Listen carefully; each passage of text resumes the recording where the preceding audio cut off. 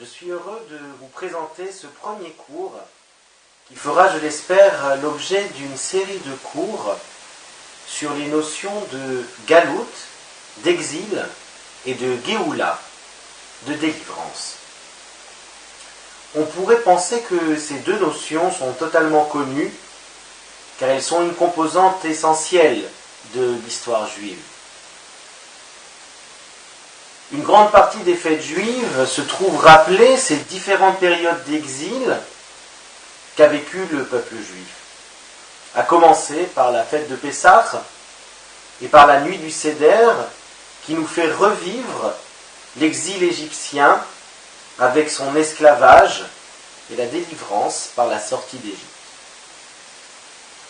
La fête de Hanouka qui nous rappelle l'exil grec. Alors que le peuple juif habite sur la terre d'Israël, la domination grecque est considérée comme une période d'exil jusqu'à la victoire des Hashmonaïm et la purification du temple. Mais aussi l'histoire de Purim avec l'exil perse et le décret d'extermination édicté par Aman qui se conclut par la délivrance de Mordechai et Esther. De façon plus tragique, les 3 semaines qui séparent le jeûne du 17 Tammuz de celui de Tisha B'Av nous rappellent l'exil babylonien avec la destruction du premier Beth Amikdash, du premier temple, et bien entendu l'exil romain dans lequel nous sommes depuis près de 2000 ans avec la destruction du deuxième Beth Amikdash.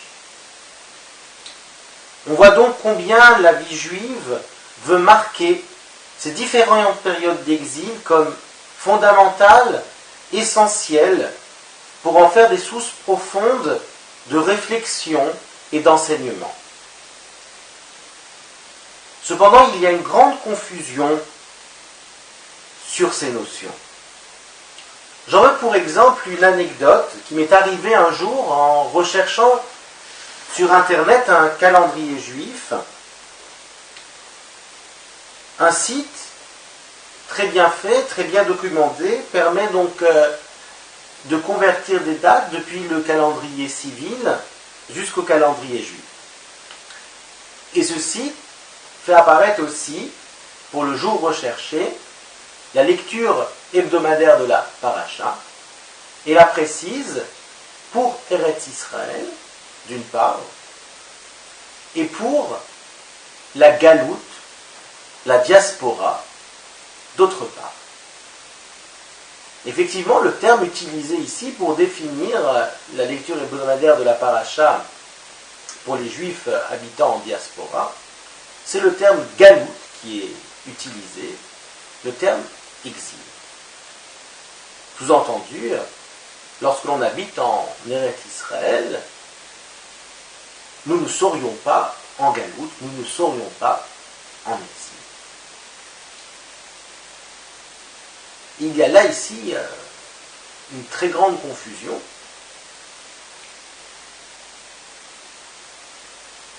qui a fait que j'ai écrit un email donc au responsable du site pour dire que la galoute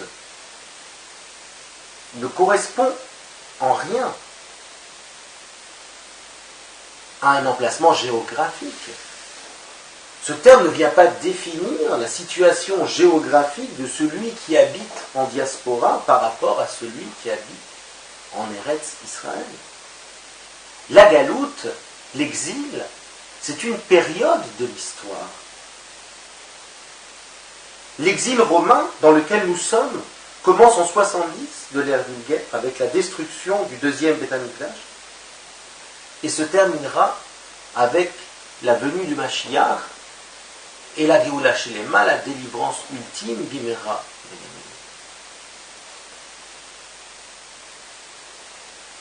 Le responsable du site a pris en considération ma remarque et a donc changé la dénomination qu'il avait utilisée à l'origine pour définir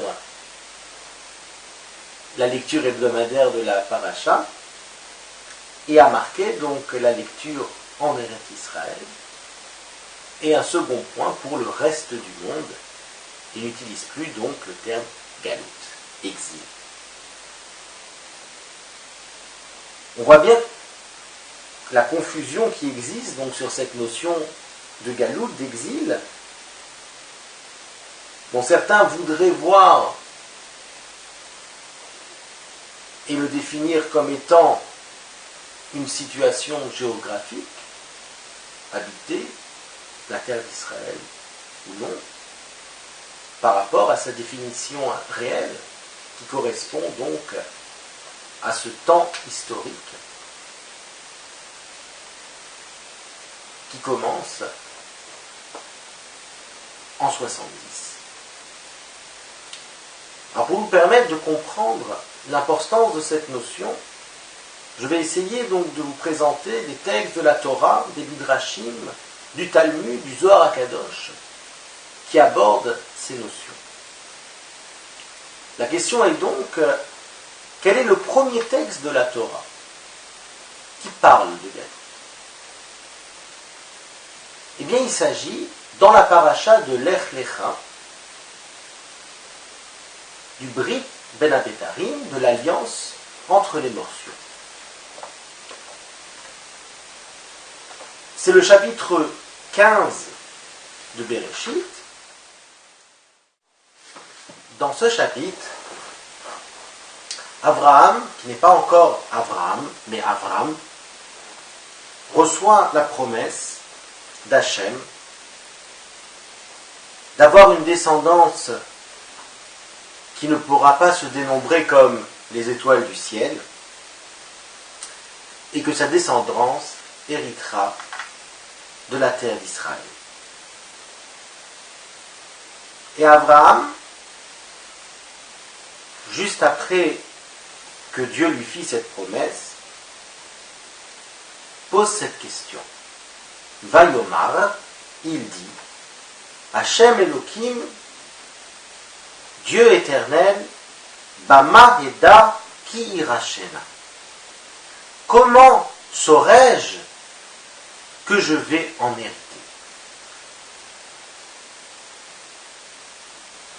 On ne sait pas très bien ici si Abraham demande un signe à Dieu par rapport à cette promesse, ou une garantie de cet engagement, ou comme Rachid le signifie, par quel mérite héritera-t-il de la terre d'Israël? Et Dieu répond, Yomer Elav, il lui dit, Kechali egla meshuleshet, ve'ez meshuleshet, ve'aïl meshulash, ve'tor ve'gozar.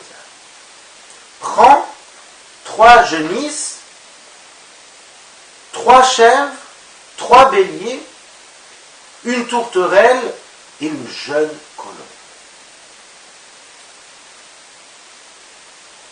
Prends-les, coupe-les par le milieu et place-les l'un en face de l'autre. Et par contre, l'oiseau ne le coupe pas. On sait donc qu'il s'agit ici de l'alliance entre les morceaux, Brit Ben Abetarim. Alors, la Torah nous dit, Vayered Haït à la Pégarine, que l'oiseau de proie, l'aigle ici, est descendu sur les morceaux. Vayashev ota Abraham les chassa.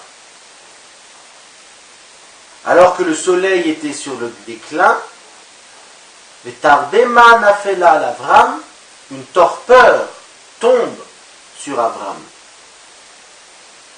Veine ema chashecha gedola nofelet alav. Et voici l'effroi, grande ténèbre qui tombe sur lui. Alors, Hachem parle et lui dit, Yomer le Avram, Yadoa Teda, Ger Ye Zaracha Be'eretz Lolahem. Sache et sache. On verra peut-être dans un prochain cours qu'il y a une grande importance à cette redondance ici du passouk, qui a Doa Teda, sache par deux fois que ta descendance sera étrangère sur une terre qu'il ne leur appartient pas. Barbadou, mais ils seront esclaves, Inuota, mais ils seront oppressés pendant 400 ans. Et Dieu promet, Vigam et Agoy, Ashaya, Vodou, Dan, Anochi. Et même la nation qui les rendra esclaves, je la jugerai. Et après quoi, ils sortiront avec une grande richesse, une grande fortune. Et toi, tu viendras vers tes pères en paix, et tu seras enterré dans une vieillesse heureuse, Beseva Tova. Bedor Revi Yavusham, et seulement alors la 4e génération viendra ici, qui lo shalem avon haemori adona, car la faute de l'Hémoréen qui habite la terre d'Israël n'est pas pleine jusqu'à maintenant. Alors, Vaï Hashem Eshba, voici que le soleil est sur les déclins, Baalata, Rachid dit que l'obscurité se fait, Vine Tanur Hashan, Velapid Esh, Asher Avar Ben Agezari Maele. Voici qu'il y a eu un four de fumée et une torche de feu qui passe entre les morceaux. Bayom Aou, en ce jour, Karat Hashem et Avram Berit, les morts. Dieu scella une alliance avec Avram en disant, Les Aracha Nakati et Haaretz Azot, Menea Mitzraim Adanar Agadol Ne'artera. En ce jour, je donne à ta postérité cette terre-ci, depuis le fleuve d'Égypte jusqu'au grand fleuve, le fleuve Euphrate. Et Akeni, Vetakenizi, Vetakadmoni, Vetahiti, Vetaperizi, Vetarephaïm, Vetalmori, Vetakenani, Vetalgetashi, Vetalikusi. Et ici sont donc dénombrés l'ensemble donc des peuplades qui étaient en Eretz Israël. Ce passage fondamental, puisqu'il s'agit ici d'une bérite, d'une alliance conclue, scellée entre Dieu et Avram sur la promesse faite d'hériter de la terre d'Israël. On voit dans ce texte l'annonce de l'exil en Égypte et de ses 400 années. Alors, nous allons voir que Rachi ici, tout de suite, quand il explique ce texte, fait apparaître autre chose que l'exil égyptien. Car lorsque nous le lisons, nous relions essentiellement l'exil qui est mentionné ici aux 400 années d'Égypte. Alors nous savons effectivement que l'exil en Égypte n'a pas duré 400 années exactement, mais lorsque l'on compte depuis la naissance de Yitzhak, nous avons les 400 années dont le verset ici parle. Mais Rachi, juste avant cela, quand on parle de ces fameux animaux que Avram doit prendre par 3, va nous dire quelle est la symbolique, que représente-t-il?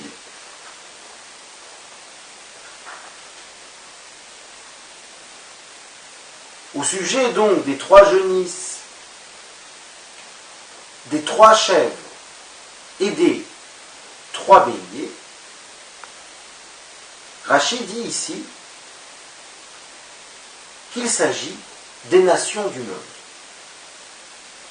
qui sont représentées par les parim, ici donc les taureaux, les genisses, les béliers et les séirim et les chèvres.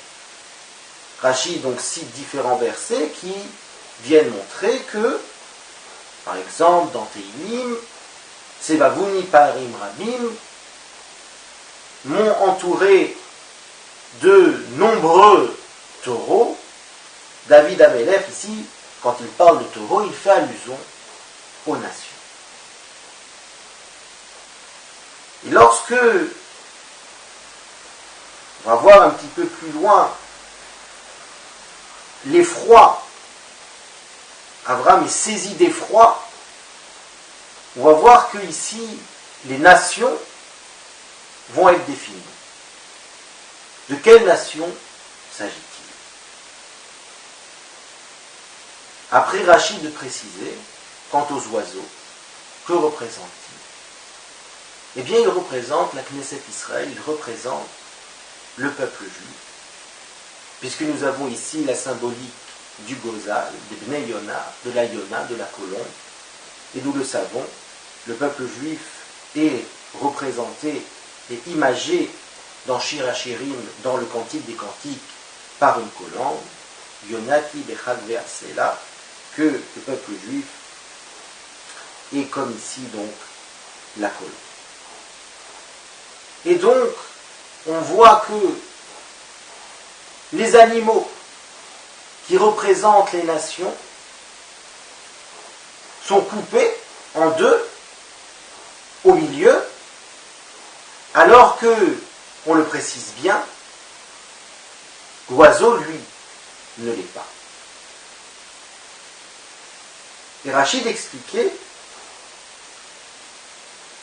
c'est que les nations, elles, vont connaître une fin, vont disparaître. Kalim ve'ochlim, Rachid dit, alors que le clan d'Israël, lui, Kayamim leolam, reste à tout jamais, sera pour toujours.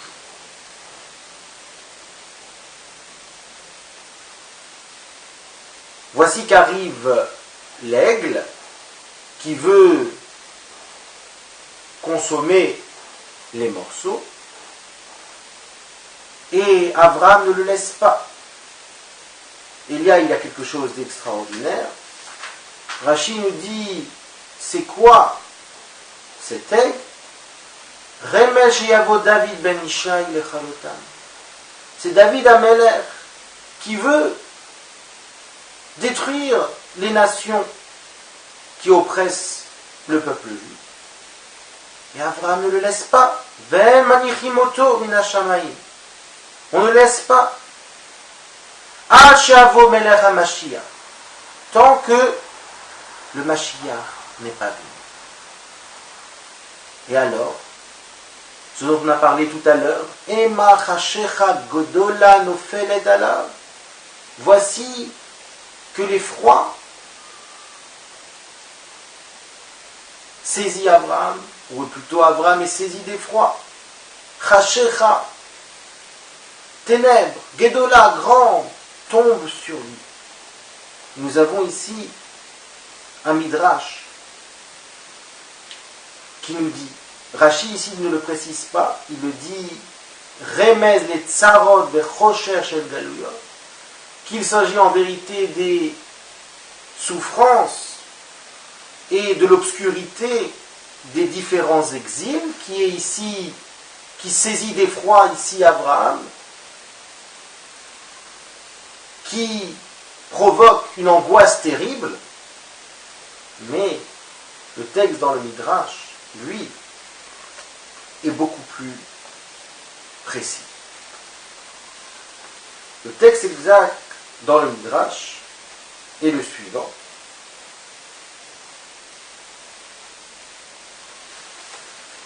Il est aussi cité dans le Ramban sur place. Darshubbo remel shivuda b'malchuyot.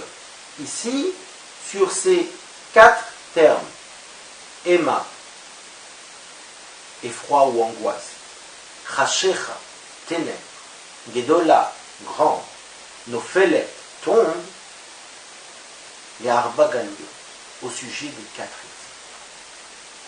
Et nous le savons, parce que nous l'avons évoqué au tout début de ce cours, que les exils sont au nombre de 4. L'exil babylonien, après la destruction du premier Beth Amikdash,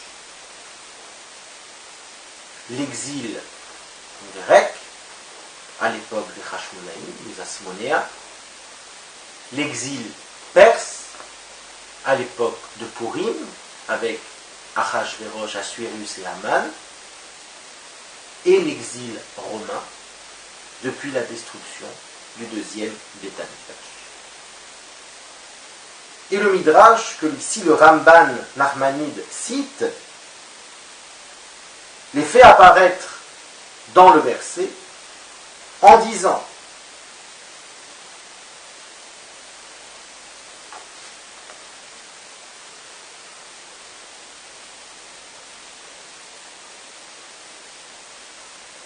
Emma Zobabel,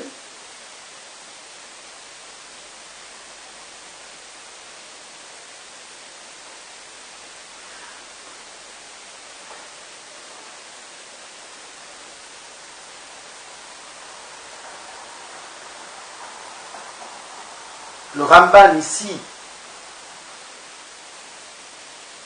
vient expliquer la progression qu'il y a au niveau des termes, qui Matza Navi Benav Shoema, que d'abord ici Avraham Avinu a ressenti une angoisse. Cette angoisse Vacharkarba Bechashecha s'est transformée en ténèbres, en obscurité, s'est assombrie. Vacharkar Gedola Chashecha, et ensuite est devenue encore plus grande cette obscurité. Vacharkar Irgish ki iluaya nofelet alav.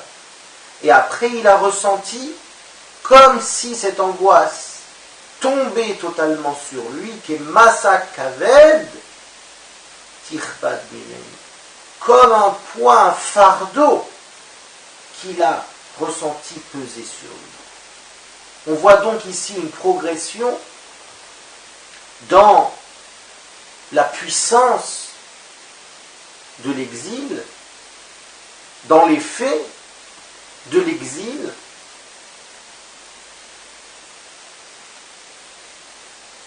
Amrou et Mazobavel. Et maintenant on vient définir les nations dont il s'agit. La première, qui représente l'angoisse, l'effroi, c'est la Babylonie. Chashecha Zomadai. Ici, l'obscurité qui apparaît après, c'est la Perse et la Mède, qui ont assombri les yeux du peuple juif par des jeûnes. Gedola Zomalchut Antiochus. Les grands, donc après quand l'obscurité s'est faite encore plus grande, c'est ici l'empire de Antiochus, donc la Grèce, Nofelet Alav Zoédom, qui tombe sur lui, comme on a dit, un fardeau, c'est Édom, c'est Rome, Vehaya Inyanazé la Abraham, et tout ce sujet-là a été présenté à Abraham.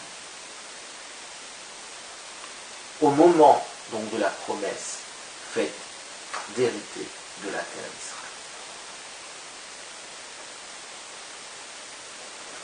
On voit donc comment, avec l'éclairage du Midrash, l'ensemble des 4 exils sont présentés ici à Avraham Avinu en préfiguration de l'histoire, en évoie, en prophétie. Et pour autant dans le texte, c'est uniquement l'exil égyptien qui est mentionné en disant que sa descendance sera esclave 400 ans dans une terre qui ne leur appartient pas. Alors ici, il faut faire appel à une image que nous avons tous par rapport au début du Seder. Que fait-on au début du Seder, avant même le récit de la Haggadah? Nous prenons une matzah, la matzah du milieu, entière, et nous faisons yachat. Nous la fractionnons en deux. La petite moitié est gardée pour le plateau sur lequel nous allons lire l'ensemble du récit de la sortie d'Égypte. Et la grande moitié, elle, sert pour la ficomane, est cachée pour être mangée à la fin donc du repas comme afficomane pour donc se souvenir donc du Korban Pessah, du sacrifice de Pessah.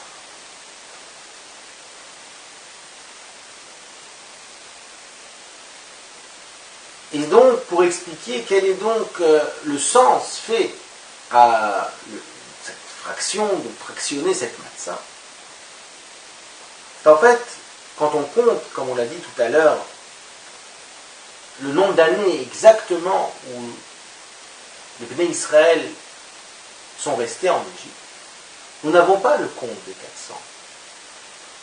Nous avons 210 années exactement. 210 années, le peuple juif est resté esclave en Égypte.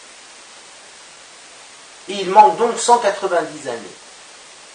Au compte, il y a la promesse d'asservissement que Dieu a fait ici à Abraham. Où sont donc ces 190 années? En fait, nous le savons, la situation du peuple juif en Égypte était telle qu'ils étaient descendus au 49e degré d'impureté.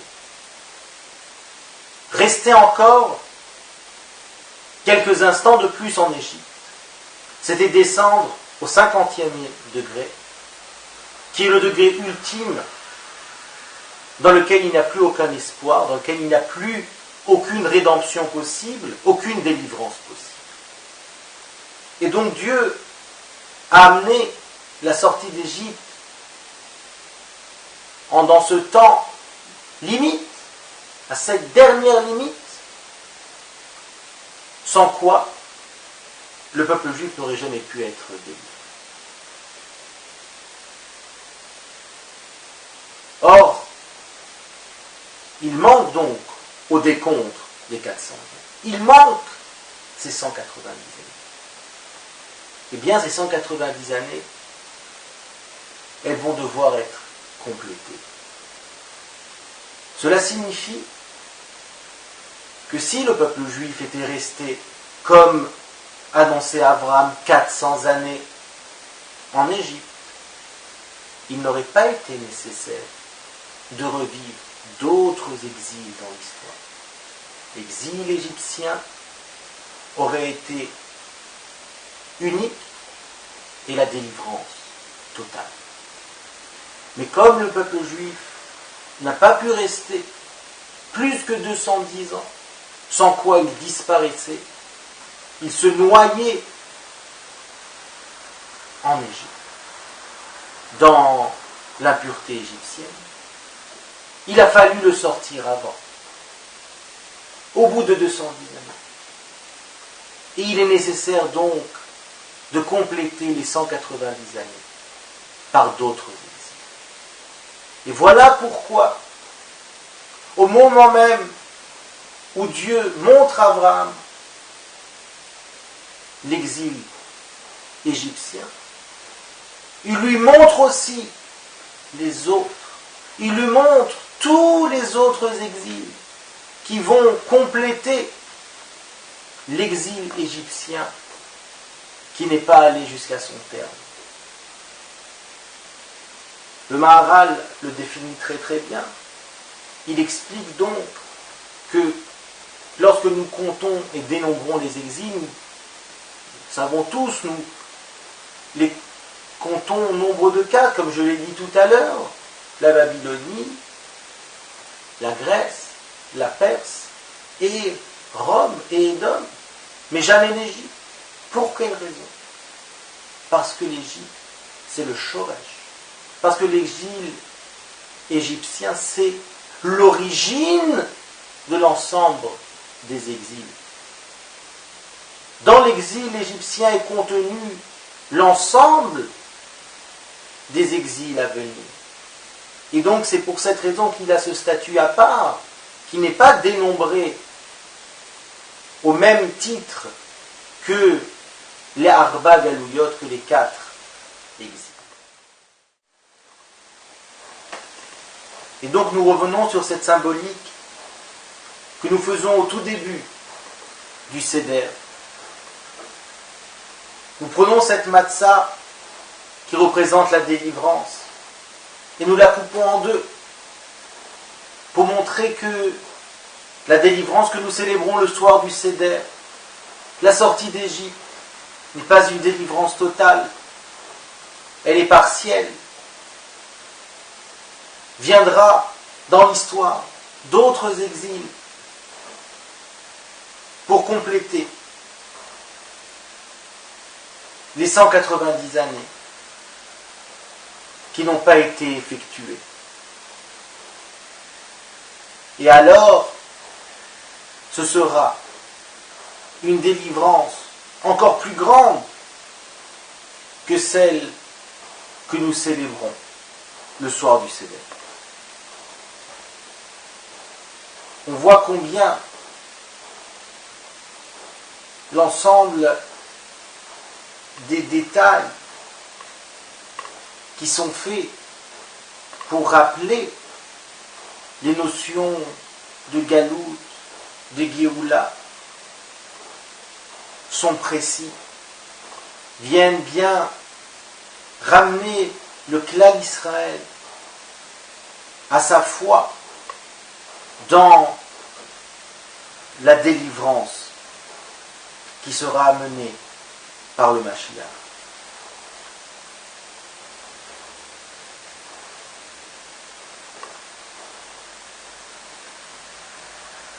Je reviens donc sur la symbolique de la matzah que nous prenons au début du Seder et que nous fractionnons en deux. Cette petite partie que nous gardons présent pendant toute la lecture de la Haggadah, pour dire que ce que nous commémorons ce soir, ce que nous revivons ce soir de Pessah, n'est que la petite partie, la première partie de la Géoula. La Géoula Shenema, elle sera pour après que viendront les Arba Malchuyot, les 4 empires, et le dernier, comme nous l'avons vu, le plus terrible, Nophelet Alav, qui apparaît comme un fardeau presque insupportable pour Abraham, qui lui est déjà montré en prophétie et qui fait si peur. Mais le clan d'Israël, grâce à l'ensemble de ces traditions garde sa foi. Garde sa foi dans la rédemption, dans la Géoula Shelema. Car c'est bien de cela dont il s'agit. Célébrer Pessah, c'est enraciner la Emouna dans le cœur des enfants. C'est pour ça que les enfants sont au centre de la soirée du Seder.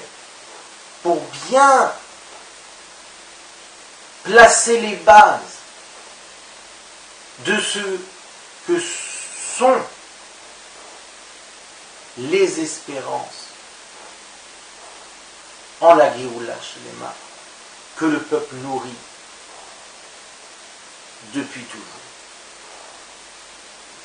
Voilà ce premier cours sur la première fois dans la Torah où la notion de la galoute apparaît,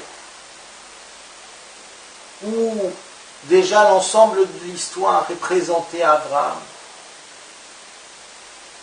Comment cette histoire est source, dans un premier temps, d'angoisse, de peur,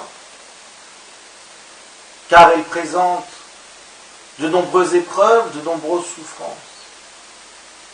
Mais combien, par le biais de la sortie d'Égypte, qui est la première délivrance, qui a montré que un exil aussi puissant, aussi fort que celui égyptien, qui est le Shoresh, qui est l'origine de tous les exils, a connu un jour un terme, a vu un jour une fin, a vu un jour une délivrance. Alors, quand bien même il est nécessaire de recourir à d'autres exils pour compléter les 190 années non accomplies, combien nous devons rester confiants, certains, avec cette émouna, avec cette foi pure et intègre en la Géoula Shelema, en la délivrance ultime. Et c'est bien cela dont il s'agit au tout début du Seder.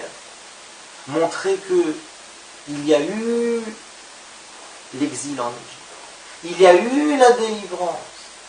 Alors nous devons garder cette seconde moitié de Matzah pour la suite, pour la fin, et bien garder notre regard tourné vers cet espoir.